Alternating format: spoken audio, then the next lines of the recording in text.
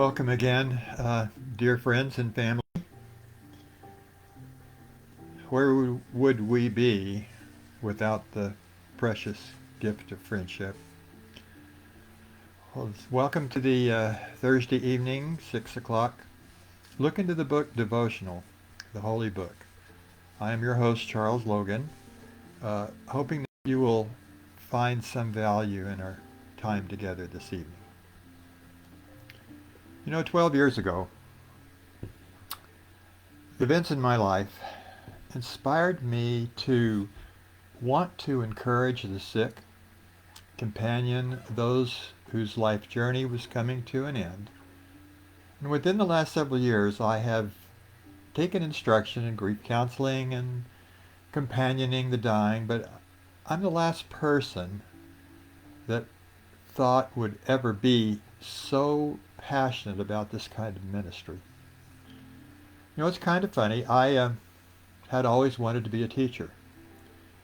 I had a history professor at West Texas State University who literally instilled within me a love of history.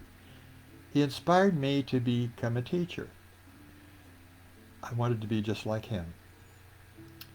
From that point on, I made sure that my curricula was geared to graduating with a teaching certificate.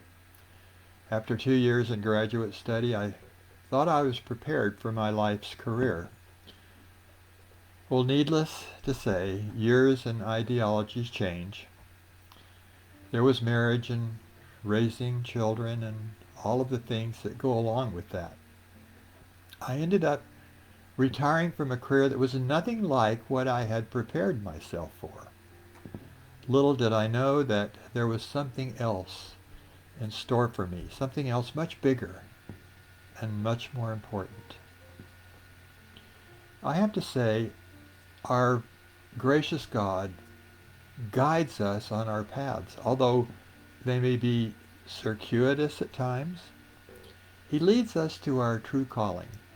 Of course, there is much to be said about keeping our hearts and minds open to His guidance.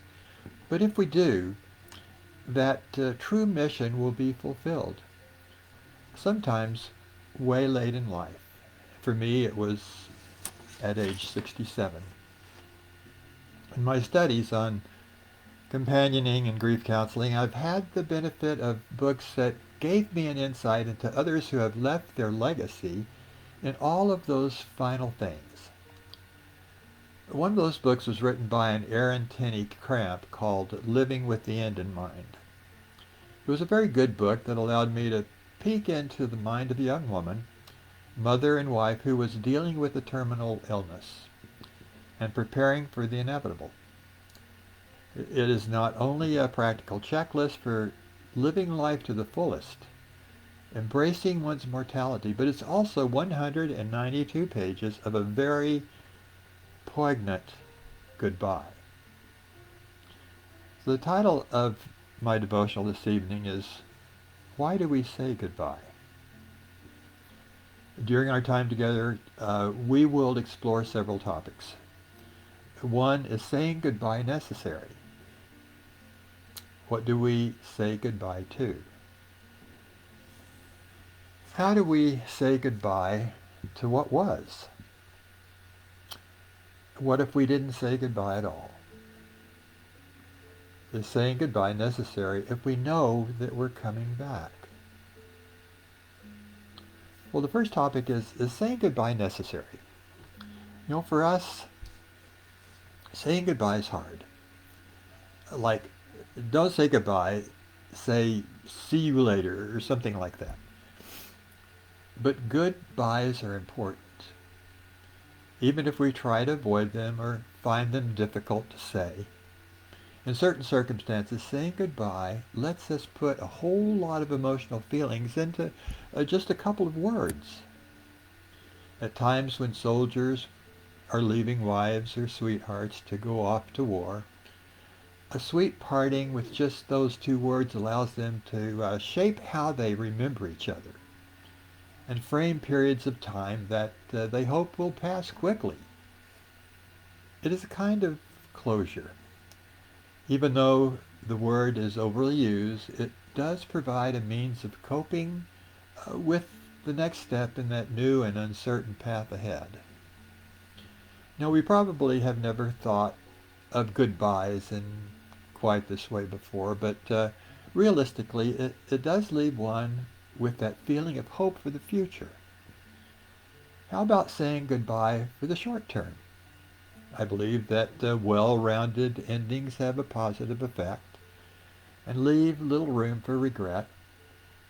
The thought does not enter one's mind that the farewell will be permanent, but in the rare instance that something does happen, that sense of closure is in the back of one's mind. As I said, it doesn't enter our minds, but these two words are a social and an emotional necessity. And what do we say goodbye to? I'm sure that you can think of a lot more than these, but several years back, we said goodbye to a way of looking at things. We had to get used to a change in the way that we related to others. We became concerned about being around others, and after a while, we even became suspicious of others. The virus became a way of life. It affected our shopping. It dealt a blow to our social gatherings, and it became a cloud over our heads, no matter what we did. The flood of information and misinformation made us question authority. In other words, we had to say goodbye to a way of life. Fortunately, we have settled into a phase of being able to live with that cloud, and there has been some return to normalcy. But you know something? I believe that we bid farewell to that comfortable freedom of movement that we had always enjoyed. Now, we've said goodbye to a social structure that has been replaced with a complete reversal of the role of race in society. Many of us have said that I would have thought I would never see the day that beloved history was destroyed or revised because of the loud, radical minority voices. I never thought I would see the day that police officers were maligned and attacked, and worse. I never thought that I would see the day that Christian organizations would be put on a list of hate groups. And goodbye to sex determined at birth, not to mention cheap gasoline. These and other goodbyes certainly did not leave us with a feeling of closure. And how do we say goodbye to what was? The past pandemic has been a lesson in having to face the reality of adjusting to not being able to have that closure necessary to move on to another stage of life. We did not know that we might not be seeing friends, colleagues, or even family members again. Once the magnitude of the pandemic hit us and the forced social separation settled in on us, we began to realize that the mortality statistics affected most of us in one way or another. We had family that was affected, friends, or knew someone who was touched by it somehow. Some of us came back to empty seats where our friends had been. Though it may be difficult, we are a resilient people. Just as memories faded over 100 years ago during the great influenza, so they will with us also. There will be that loss of innocence, that comfort zone that we enjoyed. Just as we slowly recover from the loss of a loved one, we will compartmentalize that loss and learn to live with it as we move on. Now, what if we don't say goodbye at all? We've heard someone at some time say, I didn't get a chance to say goodbye. It is often when someone loses a loved one and that resolution is not there. I've seen it before when the grief and guilt causes a perpetual state of mourning. The natural process of moving on to the next stage of life without that person is interrupted by regret and anger and confusion and unresolved issues. We have all felt that hurt when someone close to us left without saying goodbye. Endings really do matter a lot. If a relationship comes to an end without the proper experience of separation, it is a memory that will hurt us from now on. And I can remember a church member who was a good and a very private person. He decided that he needed to move to another state and did not want to go through the pain of saying goodbye. I'm sure that he had the best interest of his friends in mind, but to them he left in the middle of the night, demonstrating what they felt was little care for his friends. Today we would call it ghosting someone. A formal goodbye instills a feeling of harmony and generally good feeling about that person, even if time fades their memory, as opposed to unresolved issues and bad memories that can last forever. Now, remember, a formal goodbye kind of carries that good memory forward and extends that feeling of friendship. Is saying goodbye necessary if we know that we're coming back? Well, I tell you, life is so fragile that we can never be sure that we will come back when we have occasion to leave. We live in an uncertain world. We see that each time we watch the news. As Christ followers, we're much aware of this fact. We prepare for that uncertainty with the reassurance of our future because of the promises that our loving Savior has made to us. So as long as we are in this mortal coil, we will never be sure what that next hour or day or week will bring, and whether, by the grace of God, we will still be here. We strive to live a Christ-like life and to follow his example.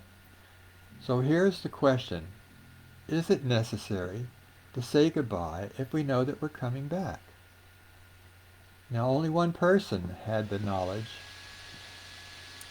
and when he left, he did not say goodbye. And for a very good reason. He knew he was coming back. Listen to Christ's words as recorded in John 1:3. Let not your hearts be troubled. Believe in God, believe also in me. In my Father's house are many rooms. If it were not so, would I have told you that I go to prepare a place for you? And if I go and prepare a place for you, I will come again and take you to myself, that where I am, you may be also. In some respects, saying goodbye is like a cultural nexus. It is necessary for our social well-being, but it is hard to do.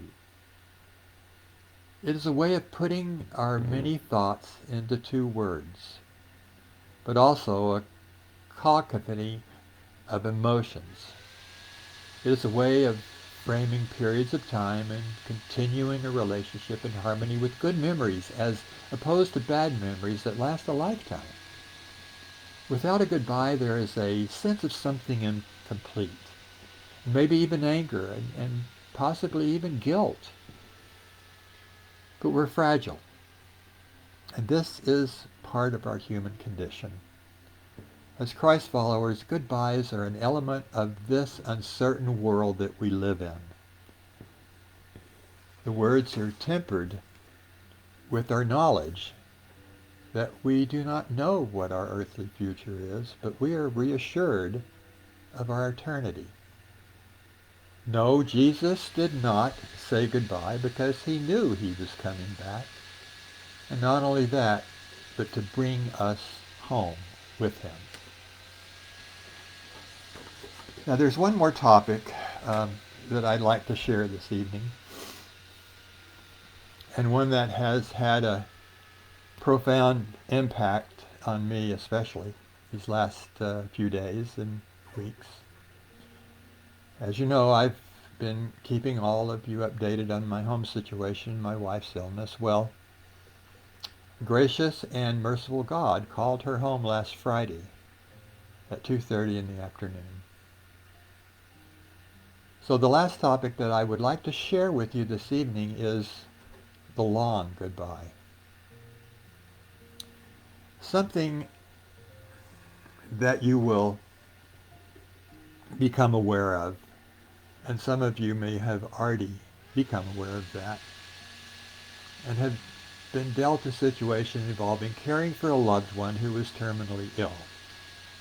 And that is the bond of that relationship becomes stronger. The love for that person becomes even deeper, and the knowledge of the inevitable causes one to begin anticipating that grief of separation. So what turns out to be a long goodbye is very much related to that anticipatory grieving process that we've talked about. Yet closure does eventually come, and the memory of that loved one resides from that time on in one's heart. There is rejoicing in heaven when God receives one of his own, and there is comfort for those that are mourning, knowing that their loved one is now being rewarded for living a life rich in faith. So in closing, I take comfort in the words from Revelation 22:5, where it says, "There will be no more night. There will not need the light of a lamp, nor the light of the sun, for the Lord God will give them light, and they will reign forever and ever." You know, I live for the time when there'll be no more tears and no more sorrow and no more grief and no more goodbyes forever. Well, that ends our time together this evening, and once again, thank you, good friends, for sharing this time with me. As always, it's a privilege for me to do that. And Lord willing, we'll be able to get together again next Thursday at the same time for more sharing. So once again, I am your host, Charles Logan, wishing you a good day ahead, weeks, and may God bless each and every one of you. Good night.